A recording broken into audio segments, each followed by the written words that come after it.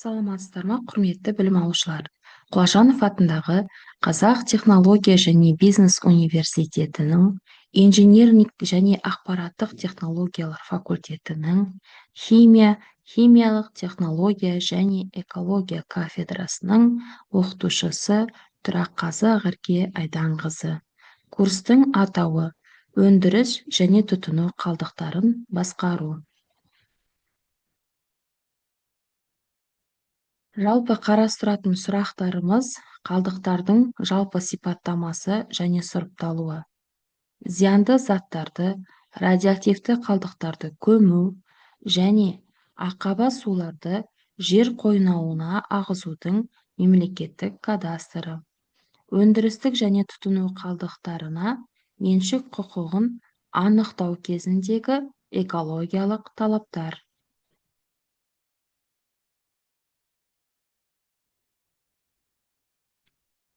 Жалпы қалдықтар дегеніміз түзілген жерінде тікелей қолданылмайтын өндіріс, тұрмыс, көлік және тағы басқа қалдықтарды айтады. Қалдықтар халық шаруашылығының басқа салаларында өнімді реттейді, пайдалануды мүмкін. Ал пайдаланылмайтын қалдықтар қоқыс деп аталады. Зиянды қалдықтарды бейтараптандырады. Қалдықтар қатты, сұйық, газ тәрізді болады. Жалпы қалдықтар қабылданған жүйесімен жалпыламаға сәйкес белгілі бір бар өндіріс пен тұтыну қалдықтарының жиынтығы.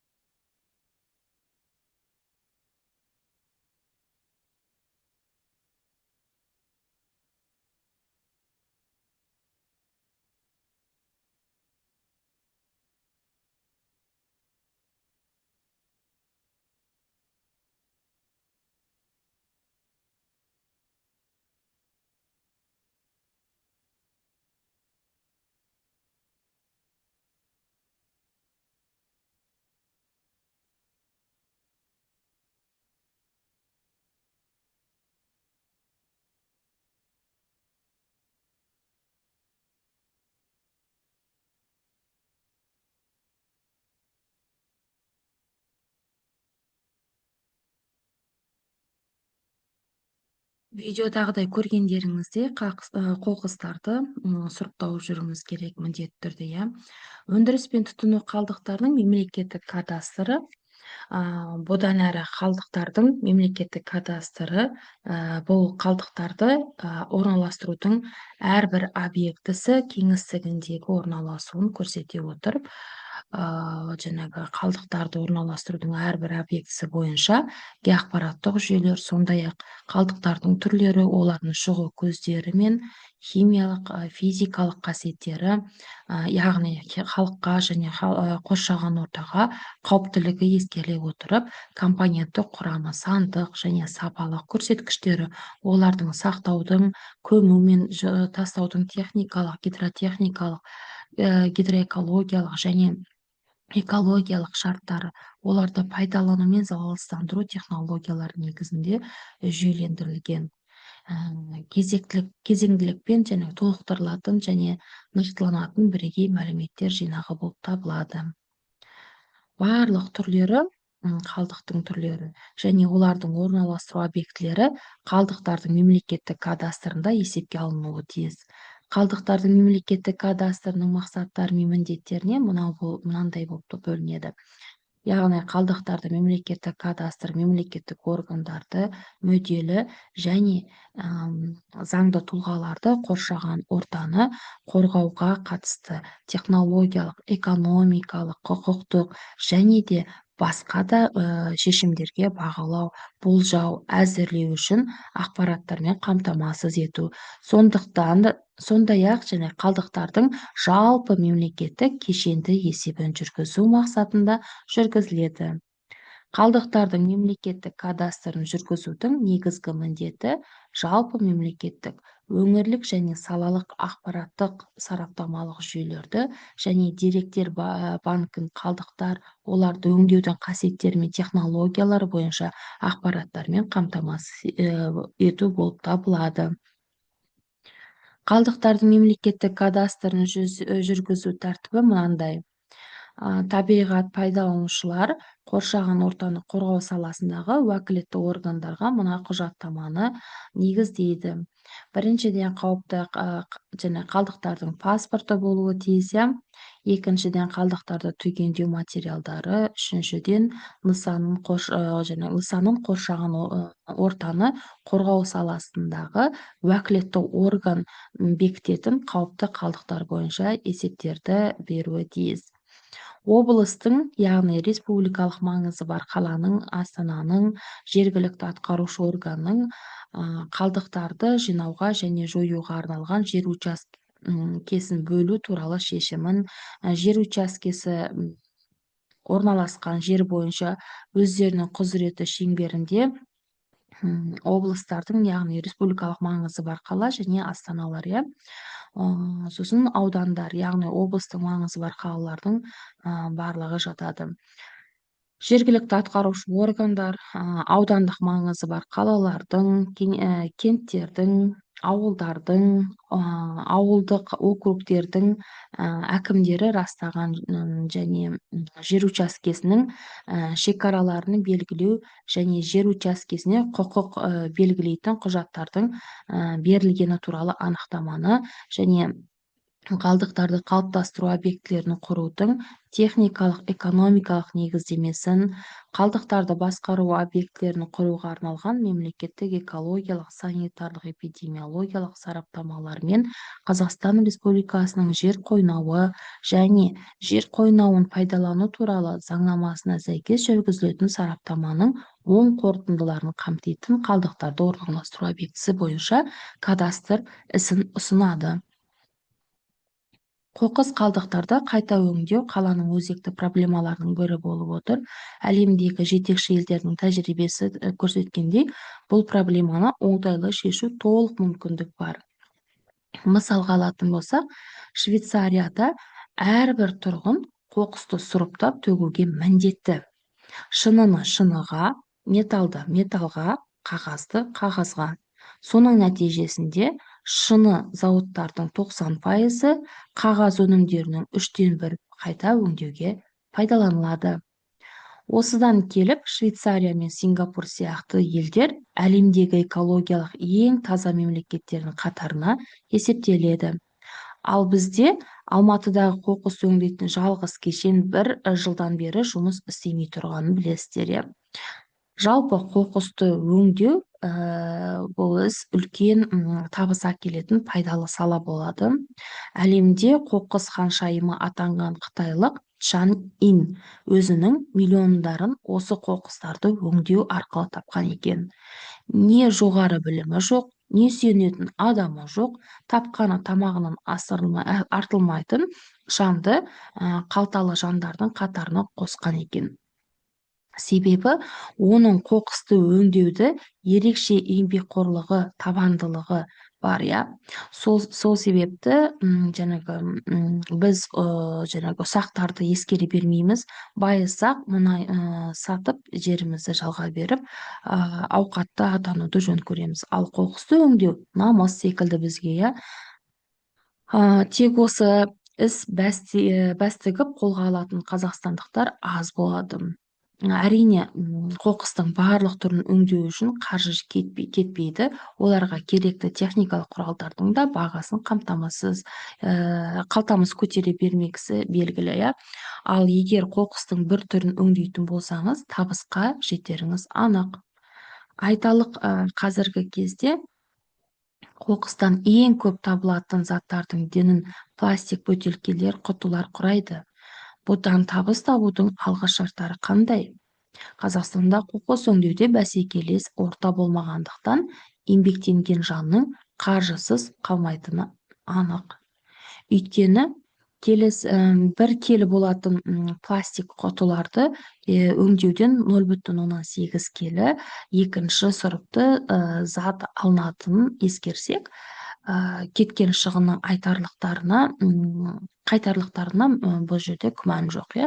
Соған қарамастан өңдеумен айналысуға ынталандыратын ынталары да әлі де болмай тұр. Ал қағазды өңдеуден түсетін пайда да ұшан теңіз. Қоқыс ханшайымы атанған қытайлық Чан Иннің бизнесінің негізгі осы қажетсіз қағаздардан құралған екен. Ол тіпті кәсіпкерліктің алғашқы кезінде қоқыстарды өңдеп те әуре болмаған. Бар артқаны ортадағы делдалдық. Америкадағы иесіз қоқыстарды арзан бағаға сатып алған ол, қағаздарды бөлген соң Қытайдағы өңдейтін зауыттарға тасымалдап, кейіннен оларды орама құрап, қорап түрінде қайта жасатқан екен. Америкаға саудалап отырған екен кейін, иә. Ал тақыр жерден табыс табу деген осы болар. Радиоактивті қалдықтар ядролық реактормен жұмыс кезінде және оларды өңдегенде радиоактивтік изотоптарды қолданғанда түзілетін, одан әрі қолданылмайтын радиоактивтік заттектер. Өндірістік және тұтыну қалдықтарының мемлекеттік кадастры зиянды заттарды, радиоактивті қалдықтарды көму және ақаба суларды жер қойнауына ағызудың мемлекеттік кадастры. Қазақстанда бос жерлер және үлкен аумақтар болғандықтан бұл проблемаға ұзақ уақыт бойы көңіл бөлінбеді. Сонымен қатар қалдықтарды қайтадан өңдеу керектігі жайында заңды нормаларда болмады. Осы уақытқа дейін өнеркәсіп қалдықтары оларды қоса экологиялық нормалары мен талаптарға сай емес жағдайларда сақталуда. Осыған орай республикамыздың көптеген аймақтарында жер үсті және жер асты сулары интенсивті ластануына жол берілуде.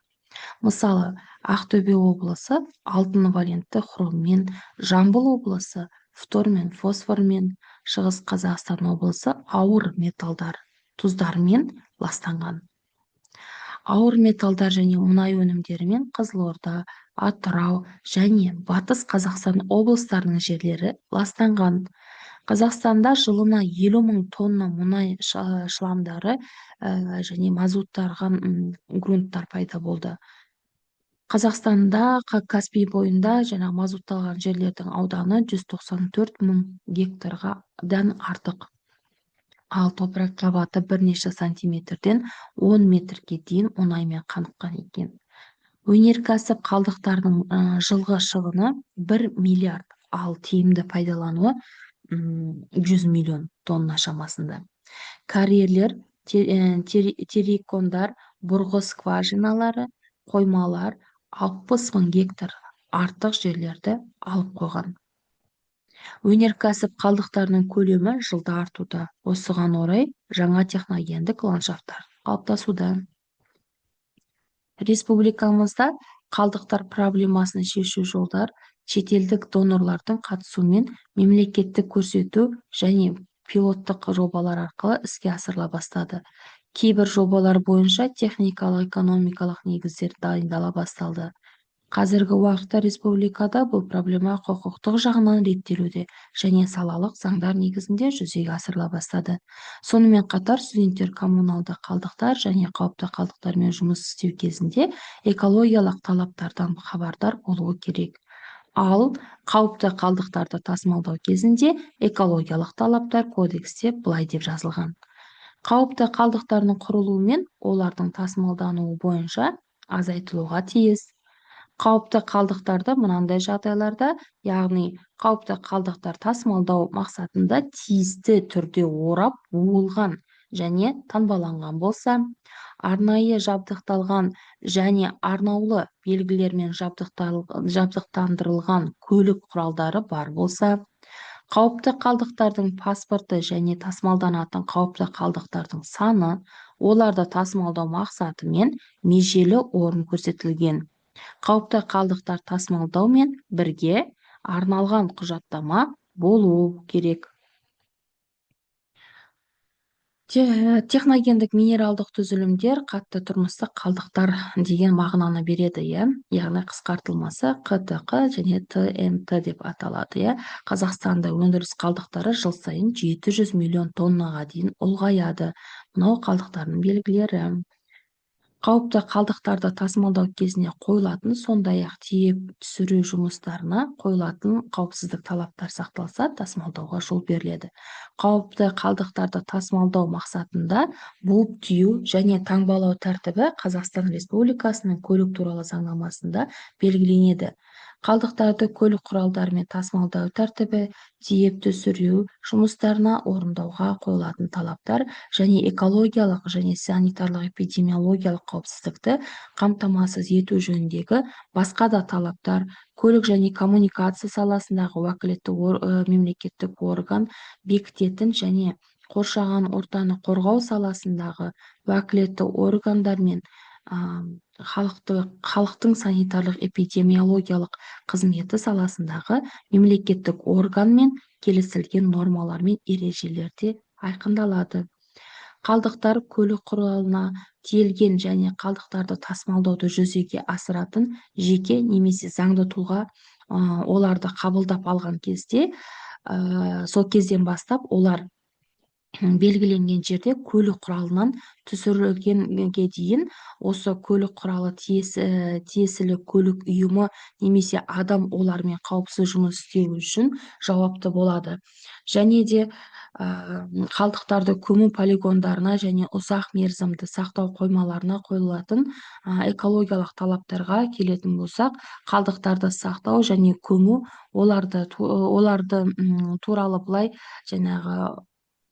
көму орындары туралы былай жазылған екен. Қалдықтарды сақтау, кейіннен кәдеге жарату, өңдеу немесе түпкілікті көму мақсатында әрбір қалдық түрлері үшін белгіленген кезеңге арнайы жабдықталған жерлерде, алаңдарда, көмбелерде, қоймаларда жүргізіледі. Қалдықтарды алып қою ниетінсіз оларды тұрақты орналастыратын орын қалдықтарды көму орны болып табылады. Қалдықтарды көму арнайы жабдықталған полигондарда жүргізіледі. Қалдықтарды кейіннен орнын ауыстыру ықтималдылығына және оларды қоршаған ортаға әсеріне тұрақты мониторинг жүргізу қажеттілігіне байланысты тұрақты орналастырылатын орын олардың ұзақ мерзімді сақтау орны болып табылады. Полигондарға белгіленген экологиялық талаптар қалдықтарды ұзақ мерзімді сақтау қоймаларына қойылады. Бұл ретте оларды алып қоюдың, тасымалдаудың, кейіннен кәдеге жаратудың немесе түпкілікті көмудің техникалық мүдделігі қамтамасыз етілуі тиіс. Қалдықтар полигондарын орналастыру мен салу жобалары осы кодексте және Қазақстан Республикасының өзге де нормативтік құқықтық актілерінде белгіленген тәртіппен мемлекеттік экологиялық және санитарлық эпидемиологиялық салалардан өтуге жатады. Қауіпті қалдықтарды сақтау мен көму шаруашылық қызметтің экологиялық қауіпті түріне жатады. Қауіпті қалдықтарды сақтау мен көму орындары экологиялық қауіпті объектілер болып табылады. Қорытындылай келсек, қызметтің нәтижесінде өндіріс және тұтыну қалдықтары құрылатын және заңды тұлғалар олардың меншік иелері болып табылады. Егер Қазақстан Республикасының заңнамасында немесе қалдықтармен жұмыс істеу талаптарын айқындайтын шарттар өзгеше көзделмесе, қалдықтар құралған кезден бастап олармен қауіпсіз жұмыс істеу үшін жауапты болады. Қалдықтарға меншік құқығын басқа да тұлға сатып алу, сату, айырбастау, сыйға беру шартының немесе қалдықтарды иеліктен шығару туралы өзге де негіздер алуы мүмкін. Мемлекеттік меншік объектілерінде немесе сот шешімі бойынша мемлекеттік меншікке түсті деп танылған объектілерде құралатын. Сондай-ақ Қазақстан Республикасының заңнамалық актілерінде көзделген басқа да жағдайларда қалдықтардың меншік иесі болып табылады. Төртіншіден, қалдықтардың меншік иесі қалдықтарды жинаудың орталықтандырылған жүйесін немесе қалдықтарды жинау, кәдеге жарату, орналастыру немесе жою кезіндегі операцияларды атқаратын субъектілердің қызмет көрсетулерін пайдалануға тиіс немесе қалдықтарды орналастыру мен жою жөніндегі операцияларды дербес жүзеге асыруға міндетті. Ал иесіз қалдықтар деп меншік иесі жоқ немесе меншік иесі белгісіз қалдықтар иесіз қалдықтар болып табылады. Назарларыңызға рахмет.